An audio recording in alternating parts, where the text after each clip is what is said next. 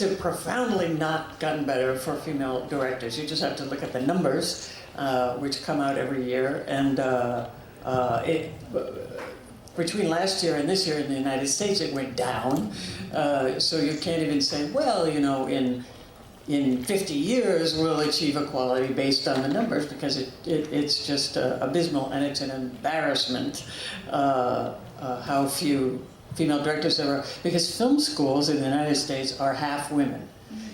So it's not like you can claim, well, there's a shortage of female directors. And then the second part was... The second part was about the Me Too, and the third part about positive discrimination.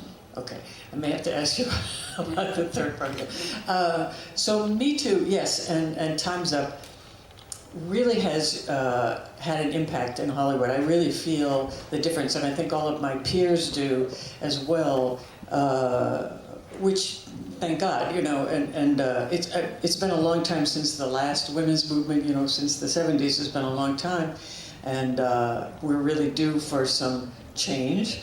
And the biggest change that I can perceive is that it's now okay to talk about all of this, that it's really in the front of people's minds for the first time in a long time. And, you know, for example, Gillian Anderson finds out that she's making half of what David Duchovny is making, and she talks about it, and they give her the same salary. So that's unheard of, you know. I think for me and my peers in the past, that we learned to never complain. There's so few roles for women, and they can always find somebody to replace you, or somebody cheaper, or whatever. So so never complain, even if it's sexual assault or gender discrimination or whatever. So I think that really has changed a lot. And the third... And finally, would you be in favor of actually setting quotas for women directors, for example? Well, you know, in general, you know, you want to think that it's hard to legislate a creative industry, but I do feel differently about behind the camera. And female directors in particular. You know, we're going to be talking about 50-50 by 2020, but it's fascinating to us because we have some similar movements in the United States as well. And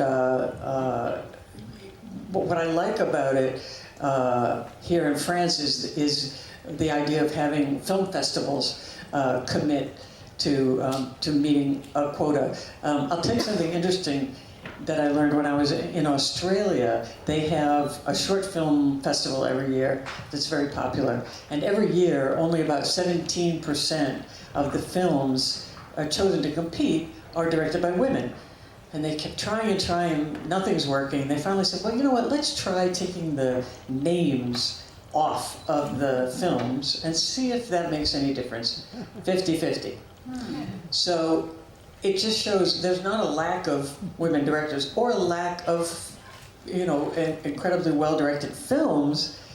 It's gender bias, it's unconscious bias that's holding them back. So I'm all for trying to get rid of that, you know, the barriers to women being chosen simply from gender bias. Do you feel that you personally helped push things forward? Well, you know, it's interesting because in the documentary that I produced, that is sort of a topic of it is, you know, how much can a film or a role make a difference? And I really believed when Thelma and Louise came out, you know, however many years ago, all of the press was saying, oh, this is going to change everything, and now there's going to be so many more movies with female lead characters, and I believed it, and I was very excited about that, and that turned out not to happen, and every few years another movie comes out where people say, now, this changes everything, and it doesn't happen. So obviously there's something at work that's keeping momentum from happening for women. You know, we can have Wonder Woman, but is that going to change? You know, we haven't been able to measure any improvement in the ratio of male to female characters in film yet. So it's a very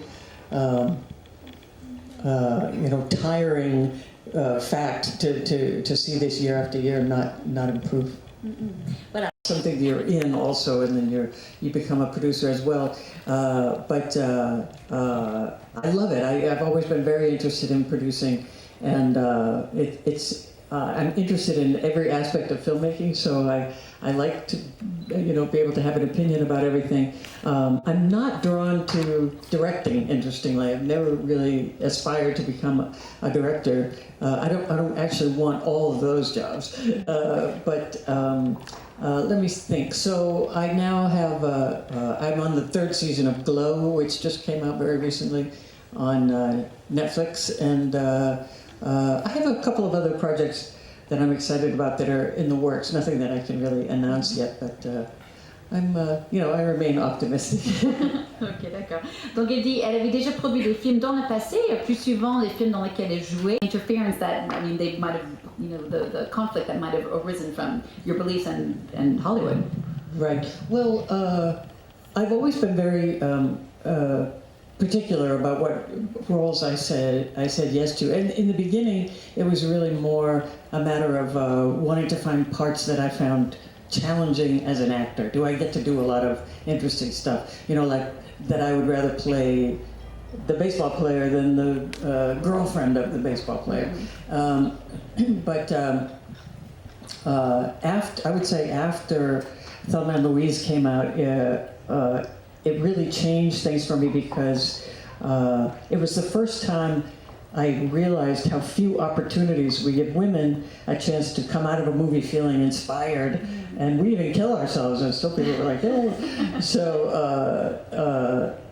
that really sharpened my attention and made me think I want to choose roles based on thinking about what are the women in the audience going to think about my character.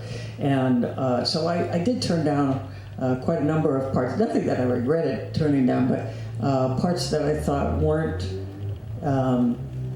positive for women in some way. And I don't mean that I only wanted to play role models. I don't like that term anyway. And if you think about Thelma and Louise, we kill a guy, evade the law, hold up a liquor store, have sex with strangers, and kill ourselves. But it's Brad Pitt. So. But it's also Brad Pitt.